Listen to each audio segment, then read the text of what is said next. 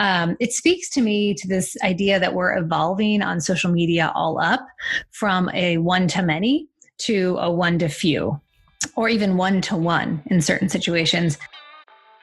Hey everybody, welcome back. It's Tuck Ross with Jess Jensen, and we're breaking down the major announcements from Facebook's developer conference, F8. Yep. Hey, Tuck. And so for those new listeners, Social Currency is a podcast aimed at the leader or executive who perhaps didn't grow up a digital native, like a lot of us, but we want to make social media and digital marketing approachable and easy to understand. So we cover topics like F8 to keep you in the know. Yeah, and you know, entrepreneurs and other types too, they're just interested in growing their business or understanding a little bit more about digital, right? We've got some good feedback from those audiences as well. So no matter where you're at in your digital journey, this is we've been finding, some interest on all the topics that we're covering. So go check out earlier episodes if you haven't, if you're just catching up. F8, what's F8 about, Jess? What's really going on here with F8? So F8 is basically Facebook's annual developer conference. So it's where they often announce a lot of changes to the platform. And some years are more pivotal than others. I'd say this year, based on the announcements, was a pretty important one for Facebook, especially considering the last 2 years of a lot of scrutiny around privacy and data security. I think from a PR perspective, Facebook has a bit of an uphill battle right now. So they addressed a lot of that in this year's F8. Yeah, it's a good call. It's just sort of like, Apple's big, Worldwide Developers Conference or other big marquee events that really call out what they're focused on. I thought one of the good quotes from TechCrunch, though, to your point, that this maybe is a bigger one or a little bit different focus than they've done previously, is that this F8 was really aspirational for Facebook. So instead of being about what Facebook is and accelerating the growth of, this Facebook was really about what Facebook wants to be in the future. And like you and I have talked about previously, it's actually interesting to see this align. So, we pat ourselves on the back, some good credit here for predicting some of this path where we've seen it, but it's not about the newsfeed. It's not about pages or profiles. It's looking at a much more privatized view of Facebook itself and a much more community-focused view about that. So where do you want to start? Yeah, well, I'll just mirror the 6 principles that Mark Zuckerberg, the CEO of Facebook, outlined when he kicked off F8, and then we can kind of dig into each one just a little bit to kind of tease out what it means and sort of how it might apply to our businesses. So the 6 principles he outlined were private interactions, encryption, reduced permanence, which is another way of saying, I know one of your favorite words, ephemeral. I like to call them moments just because I can't say the word, right? AKA moments. Number 4 then is safety. 5, interoperability. I have a hard time saying that one. Interoperability. Yeah? Interoperability? Interoperability. There you go. Thank you. See, it's good. It's good that we have each other here. Tag team back again. Okay, anyways, go ahead. English. And then lastly, number 6 was secure data storage. So those are kind of his principles around Facebook. So kind of setting aside the announcements that came out around Instagram and Oculus, but those are the principles for Facebook. Yeah, these sound very techy, right? But I think the overarching is that when you look at what's happening in each of the platforms, and we'll go through some of these, they're much more emotional in a lot of ways, where they're looking at taking the relationships that people have, especially as part of Facebook and Instagram, and reducing a lot of the flash of the newsfeed and the likes and everything else that's built and become part of what is an engagement strategy and what brands have built into a much more community-focused environment, which is, I think, super interesting. And by the way, sort of where it grew up, so that it feels like they're coming full circle on a lot of this, but also it feels a little bit closer to maybe where Google Plus was and what some of, I would say some of the more nascent social platforms started with, that, you're really starting to see come forth now as part of this Facebook redesign. So So let's kick it off with the first principle. So private interactions, when I think of private interactions, what I think about is messaging, right? That's the one area, whether you're within WhatsApp or you're within Facebook Messenger, where it feels like this is truly private. It's not necessarily being captured by a larger audience. It's private, right? So I think they announced that they were going to have a desktop app, both available for Apple and Windows, that is putting messaging and video messaging specifically front and center. And people seem really excited about that. So that makes sense that sort of that piece of private interactions would become more prominent and more accessible, even off mobile on desktop. Sure. And then they also talked about groups, and Tuck, you and I have talked about this in past episodes, how I feel like for the last couple of years, really the way that I've used Facebook has been more and more and more toward the group setting, people that have like minds or have similar interests. So they seem to talk a lot about putting Facebook groups much more prominent front and center. Yeah, so I mean, they adopted Stories, which took off, and both platforms are screaming with Stories. Massive growth opportunity, especially around vertical video. But as part of that extension and really downplaying the news feed, they are really highlighting groups and events. There's actually going to be a separate prominent groups tab now and a personalized feed from the groups that you join. And rather than this generalized update feed from all your friends that all of us scroll through, it's really going to be much more focused around these group interactions, and those will actually start to show up throughout the rest of Facebook as well. I think it's interesting they're doing a dedicated app. I mean, how long has it taken to get to that point? And I'm laughing because, do you remember, what was your first messaging app? Mine was AOL Messenger. Yeah, remember it was that? like the original IM. Yeah, and that was, I mean, it feels like 100 years ago that was, and it was a dedicated desktop app. They'd sit there and you'd chat in a group. And it's like, wow, okay, super innovative that Facebook is introducing a whole new version called FE5 that is literally what AOL had probably about 20 years ago. Yeah, totally. And they talked a bit about encryption too, like the when you're video chatting with folks or just regular chatting, that's going to have and that end-to-end encryption that we are used to with WhatsApp, that's going to translate into the Facebook platform and the messaging platform all up. So again, very much hitting on this notion of privacy, safety, like we got you. Yeah, and I think that's a good call because those are things that we've touched on before is important. I think the message about, Facebook and all the travesties they've had and the problems and the governmental, interference that they've, either helped cause or governments now being interested in how much drama they've caused, whether it's fake news or elections or whatnot. I think the really interesting piece about that piece of it is, for me, that's code for, hey, we're going to be able to enable things like payments and other types of commerce and things that normally need encryption and or more dedicated services like that, that Facebook doesn't have today. So especially as we talked, earlier about them weaving the three platforms together, Facebook, Instagram, and Messenger, and then WhatsApp as well. So 4 total. And then the fact that they're encrypting across the board and Zuckerberg talking about how they're going to have this seamless transition between those platforms, it really enables this capability that takes it, much closer to what we've talked about previously as WeChat. Yeah. And again, it's, we called it out a couple of episodes ago, sort of this connectivity across the back ends of those 3 platforms. What is that actually going to mean for us? And we're hearing it now kind of come to fruition. And I also just think this idea of the shift away from the newsfeed and into more of a group or kind of your close circle of friends, or let alone private messaging, it speaks to me to this idea that we're evolving on social media all up from a one-to-many to a one-to-few, or even one-to-one in certain situations. And again, social media bleeds so quickly into kind of the sociology and the psychology of who we are, right? Because at the end of the day, it's people just using a digital platform to communicate.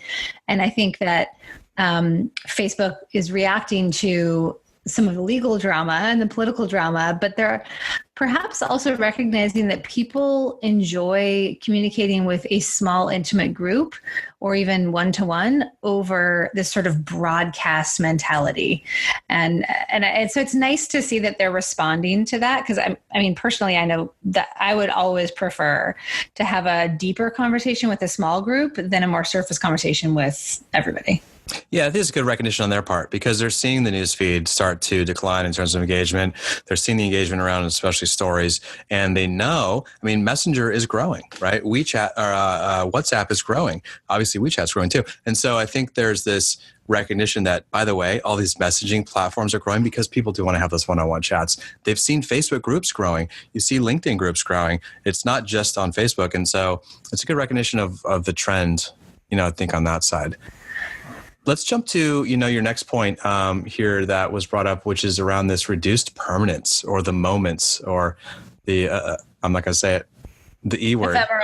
Thank you. But, Instagram's the fun part of Facebook. Nobody hates Instagram. Everybody, has a warm, fuzzy feeling about, the non-Facebook entity. But some good news coming out of Instagram, and I think some interesting plays. What do you think about these changes that they're making to Instagram? It's good. Yeah. I mean, from memory, I believe that they talked about the idea of, if you're raising money for a nonprofit, you can do that within a story and collect that money directly, which is great. Oh, that's really cool. I didn't even know that. Yeah, that was kind of neat. And then we talked about this in prior episodes, this notion of kind of Shopifying, or like bringing commerce into Instagram. And they've talked about that now, that certain groups of people, influencers, et cetera, will have access. They'll be able to do that more inherent to Instagram versus having to click off. And then you'll have to keep me honest here. I forget if this is Instagram or Facebook, but there was an announcement about being able to create imagery. I think being able to kind of quickly design out images if you weren't quite sure what to use. Yeah, you're right. There's a new create mode in Instagram that gets you beyond this sort of traditional photos and videos piece. They've seen a lot of good traction with, I don't know if you guys have used that, the little polling thing where it's like hey, ask a question and do a 2-vote poll, or the little slider, right? People love engaging with that stuff.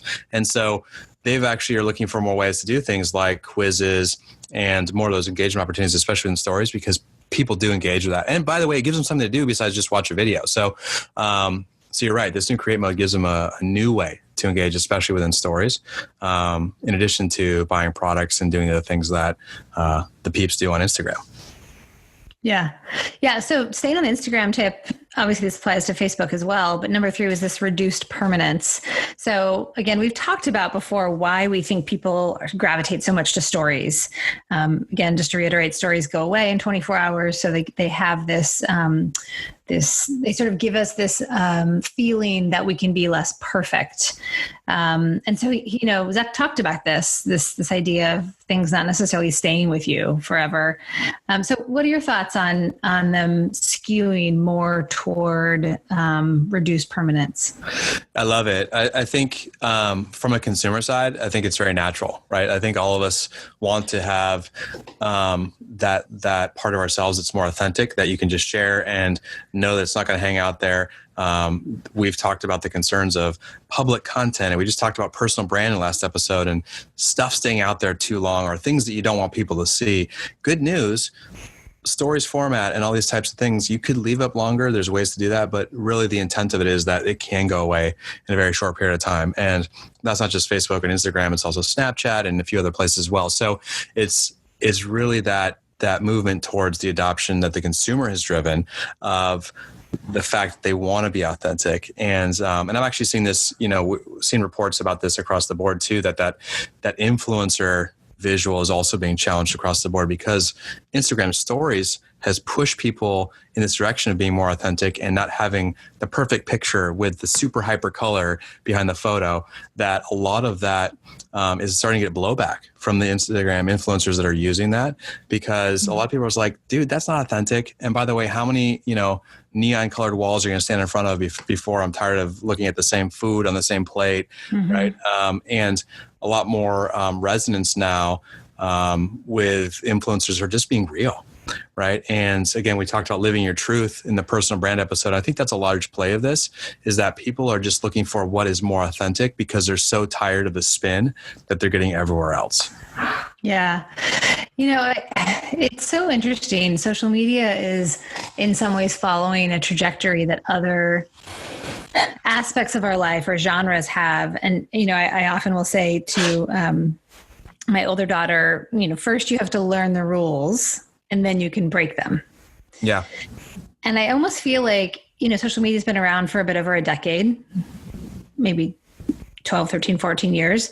But the idea that for a period of time, it's sort of like we all wanted to be really good at it. We wanted to do the right thing. We wanted to sort of follow the rules. And this has created this sort of perfection culture, exactly what you're talking about from an influencer perspective on Instagram. And it's almost like maybe we're entering this era now where we've had it around long enough. Most of us have been using it for long enough where we don't buy the perfection anymore because all of us know that's not real life. And so maybe maybe this is ushering in an era that, along with some of the other platforms and what they're doing, where we'll be able to be less perfect and show more of the reality. And frankly, it's funny, I work with some of our executives. I've mentioned this before in past episodes. And when I kind of get them set up and coach them about content, I'll, definitely talk about, it's all about photos, it's all about images, videos, like be visual. But I'll often say, take a shot. And if it's not perfect, actually that's the best one to share. Right? Because that's going to actually show you were there. It came from you. It wasn't branded content. So the engagement rate that we see on the stuff they share that's less than corporate, you know what I mean? That's from them actually performs better. And so it just reinforces this idea of people are hungry for something real. Yeah, that's such a good point. Brands are so scared to not have the perfect image up, right? They have to have the perfect image for to represent the brand perfectly. I would say 98% of brands are there. There's some that do it and want to be authentic, but the massive photo shoot thrust that it is such a piece of what they do. And if you go back, and especially if you look at what the Gen Z statistics are starting to show, they're tired of it. They want authenticity. They want to know what's behind the scenes. They want to know what's raw and real. They want a brand to relate on their level and not try hard, just be themselves, right? And because then they can relate to it and understand that the product actually identifies with their value system because the values that, you're demonstrating are real values. So super interesting times, right? And I think it leads to the fact of, if you're a brand, how do you engage in this new environment where things are going more private? Facebook hasn't really talked about what types of ad units or how you're going to go on this level.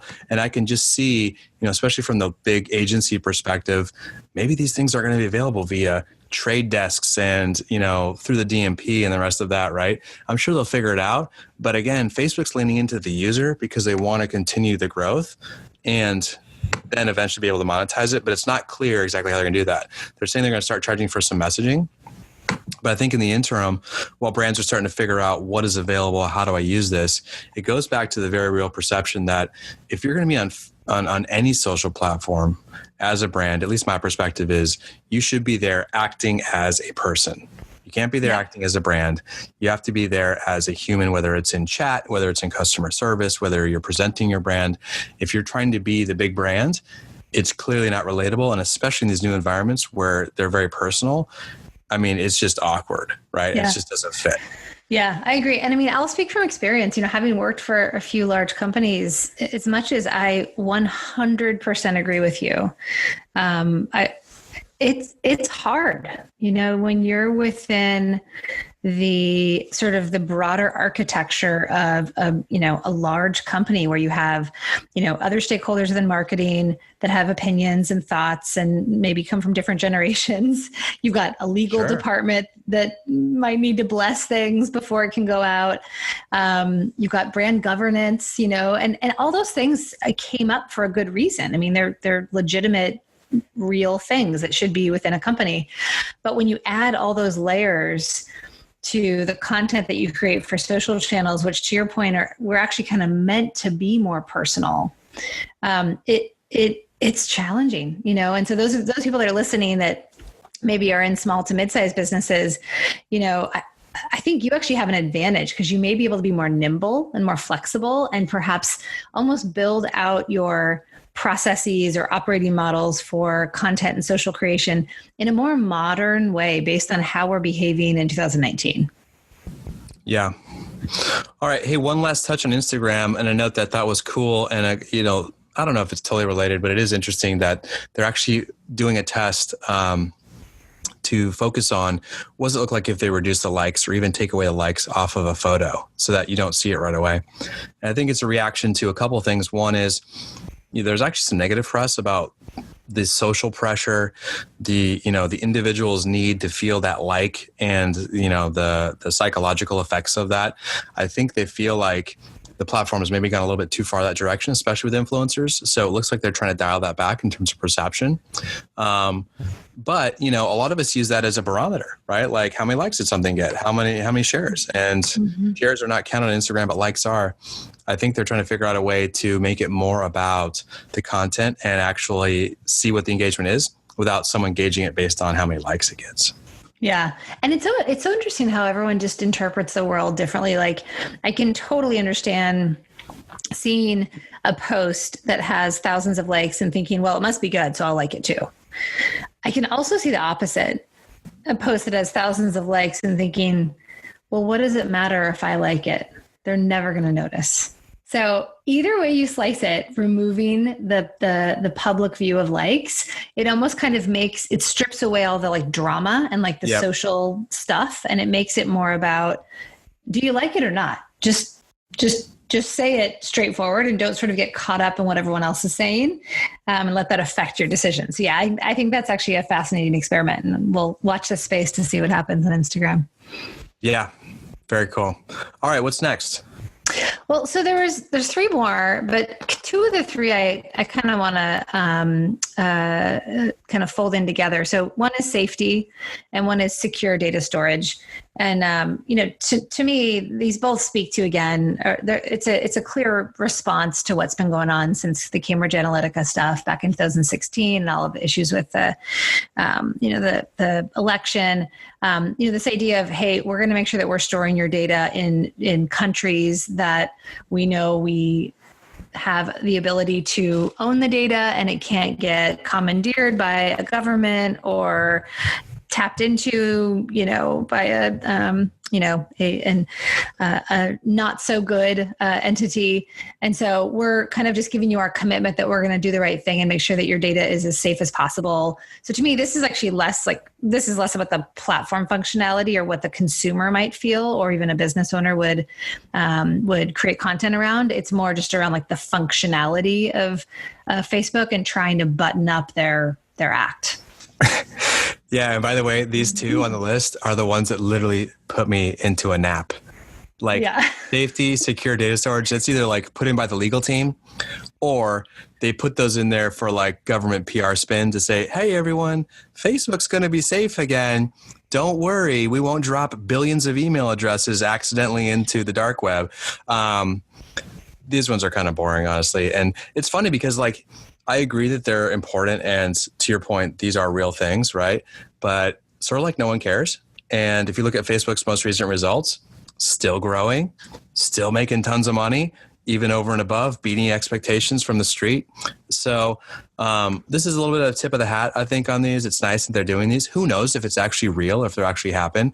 I do feel like these are a little bit of PR spin, but good to have in the list nonetheless. Yeah, and I think it's important to remember too, and we'll link to this in the show notes. There's a good CNET article about this. Facebook is still in a bit of a bind with the FTC, and they spoke about this on their earnings call, setting money aside to basically potentially pay off the fine that FTC will impose on them. So I think it's $3 to $5 billion potentially. So it's not a small nut. So my guess is this has nothing to do with consumers. This has to do with the way they want to package the company when they're in negotiations with the FTC. Yeah, they're like, that's fine. We make that in a day. No big deal. Not quite the payout that Apple has to give to Qualcomm, though. So there's hey. So anyways, all right. Hey, moving on. Interoperability. So is this the topic of the platforms working together? Yeah, so we've kind of covered this, and I know you, I think, predicted this early on. Sort of this will be something, right? Drop the podcast mic. I know, fortune teller. Yeah, roll the magic 8-ball.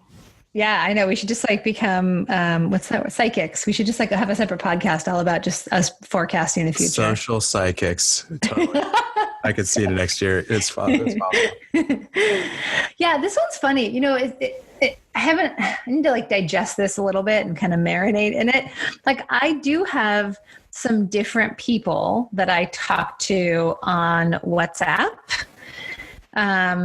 Versus Instagram versus Facebook. And it's not been necessarily strategic who I've put where, but it's almost like I tend to adapt to whatever the communication style is of the person. So if they're more of a WhatsApp person, I'm like, okay, that's cool. I'll talk to you on WhatsApp. Like my aunt, still on Facebook, happy to be there. And okay, that's fine. I'll talk to you on Facebook.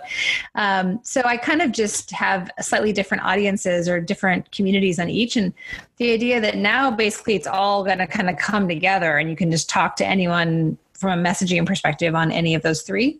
I'm trying to figure out if that's going to affect my life or how that would affect me as a marketer. But I think we knew this was coming when they announced the connection of the back ends a couple months ago. Yeah, it's interesting. I think this is I feel like the other ones that have come before are, here's the things we're doing to keep people engaged, to keep Facebook relevant, keep Instagram interesting.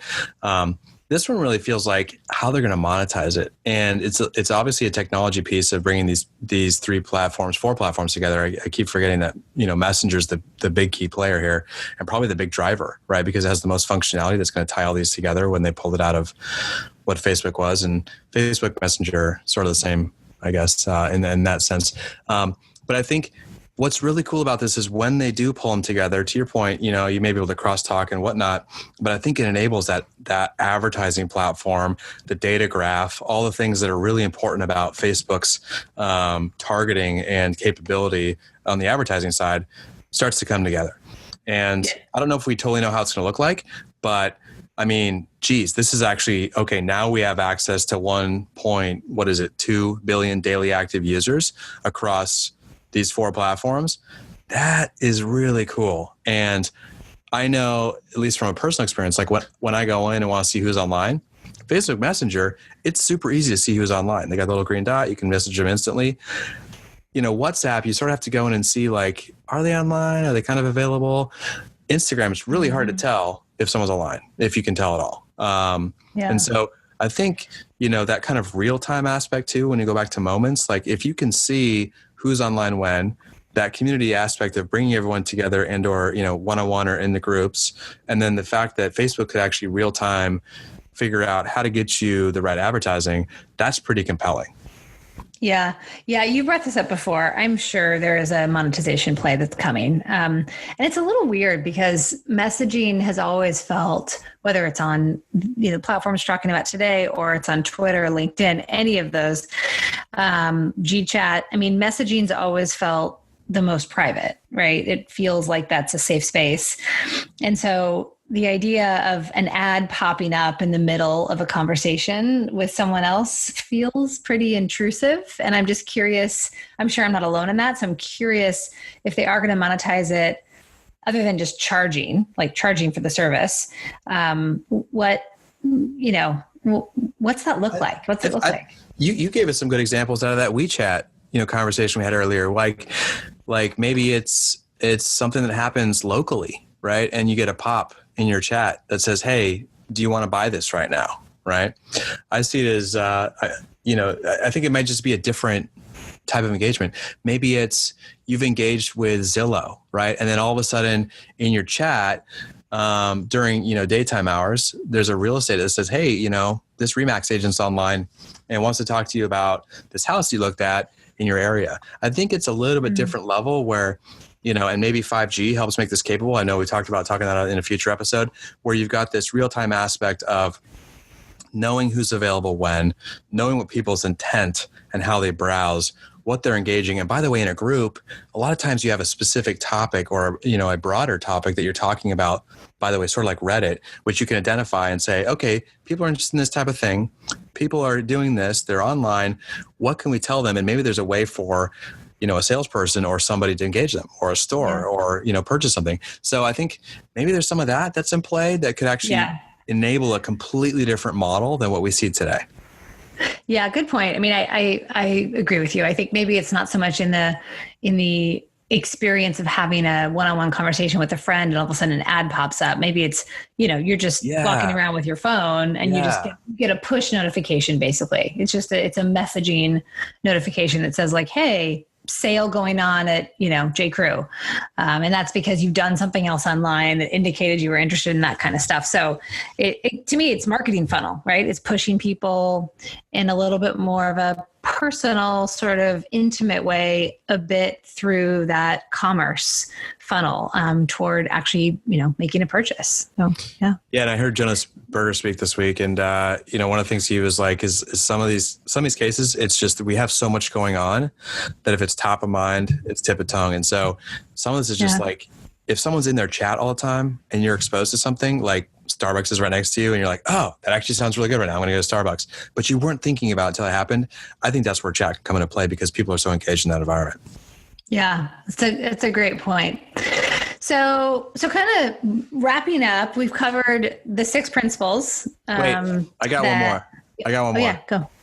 Just because I think it's ridiculous. I'm going to talk about, you want to talk about VR for a second? Yeah, you go. Oh my gosh. Okay. So we identified this as not a trend for upcoming. I feel like VR, it's like 3D TVs. I'm sorry if you bought a 3D TV. It's just not going to happen, right?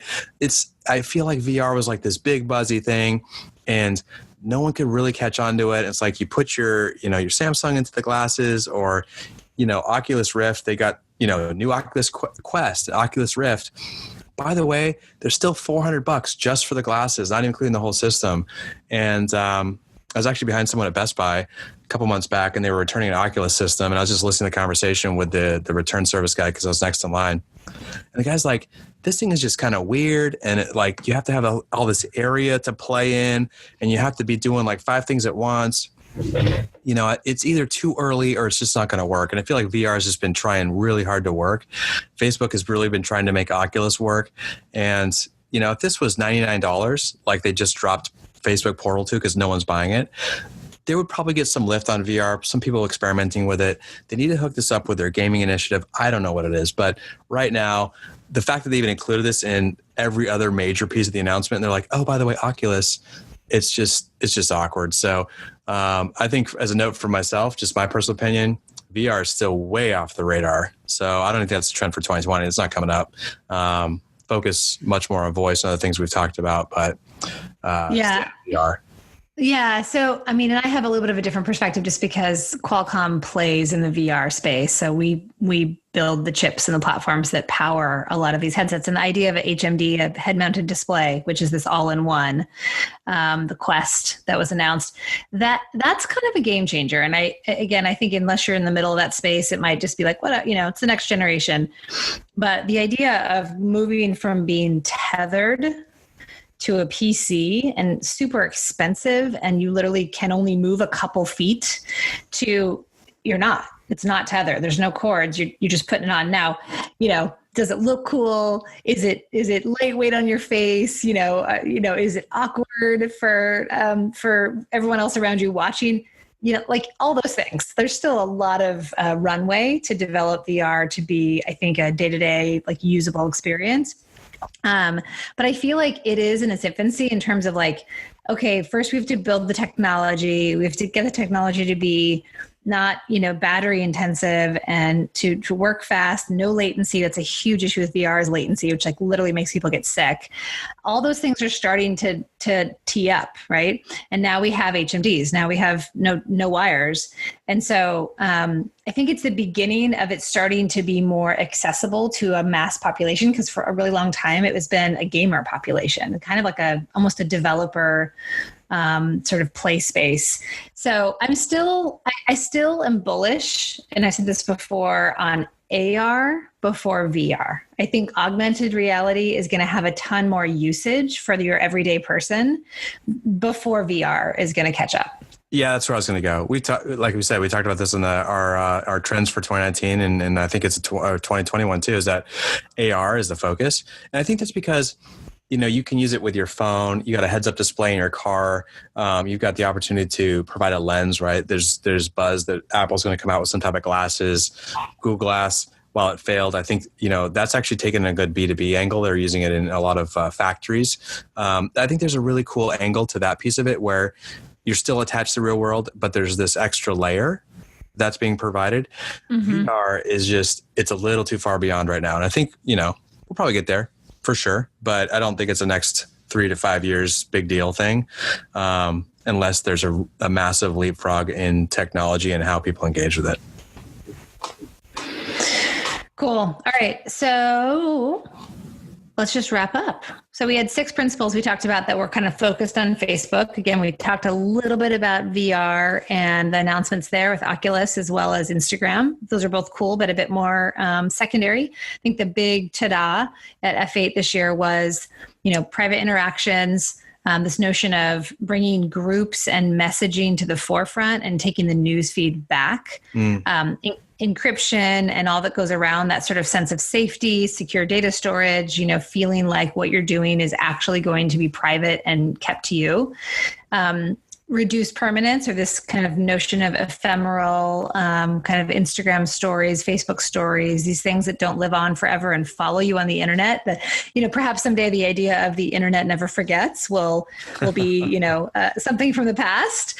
So that makes tons of sense. And then interoperability, you say it one more time. Interoperability. Thank you. It's the second R that I always screw up. Interoperability. So interoperability that we've talked about a little bit before, which is kind of connecting the back ends of Facebook Messenger, Instagram, and WhatsApp. And then to your point, I'm guessing this is paving the way for more monetization when it comes to that messaging function. So pretty big changes. And it sounds like it's going to roll out over the next few months and even couple of years. It's not going to happen tomorrow. I think we'll see it, sort of trickle out. So I'm cautiously optimistic. I have a renewed interest in Facebook. I think the tagline is making social again, because it really feels like we're trying to get away from all the bloat that Facebook has become and really streamlining it back to, conversation. And that's sort of how everybody wanted to engage in the first place. So maybe this is a recognition of that. And, I think there's high hopes that this could bring it back to really where social wants to be, which is just connecting people. And maybe brands can play there too. We'll see. By the way, PS on this one, F8, I was staring at that the other day. It sort of reads fate. Yeah. Really weird. Do we know what the 8 stands for? I think it's just fate. And it's just Zuck messing with everyone, that Facebook is the fate of humanity. It's an engineer trying to be creative. I don't know. Everybody's got to have a number and a letter and something, right? So, oh my God. All right. So, hey, if you want more social currency, go to socialcurrencyshow.com. You can subscribe anywhere you get your podcasts, including Alexa, now on YouTube. Go check us out. That'll be in the newsletter. If you want to sign up for that, hit the website. Or if you want more information and just kind of drop us some tidbits, hit us up on email, info@socialcurrencyshow.com. Of course, you can always find Jess and I on Twitter or LinkedIn or even Instagram at Tuck Ross and at Jessica K. Jensen. Jess, always so good chatting with you. You too, Tuck. Always good. And thanks everyone for listening. Hopefully you found this interesting, helpful, and all the good things. And we'll talk to you next week. Yeah, back next week. Have a good one. Bye. Bye.